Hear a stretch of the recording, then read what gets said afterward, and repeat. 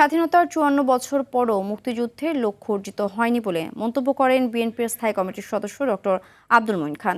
সকালে জাতীয় প্রেসক্লাবে ডক্টরস অ্যাসোসিয়েশন অব বাংলাদেশ ড্যাব আয়োজিত আলোচনা সভায় এসব কথা বলেন তিনি।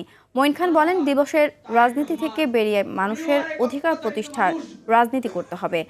বিএনপি একটি দারিদ্র্যমুক্ত বাংলাদেশ গড়তে চায় উল্লেখ করে তিনি বলেন, ক্ষমতার জন্য নয়, মানুষের ভাগ্য উন্নয়নে কাজ করতে চায় বিএনপি। কম্পন ধরিয়ে দিয়েছিলেন সেই সংগ্রামী জননেতা স্বাধীনতার ৫৪ বছর পরে এসে কেন আমরা সেই দুটি যে লক্ষ্যবস্তু সেটিকে কেন এখনো খুঁজে পেয়েছি, আমরা কেন সেটি এখনো অর্জন করতে পারছি না।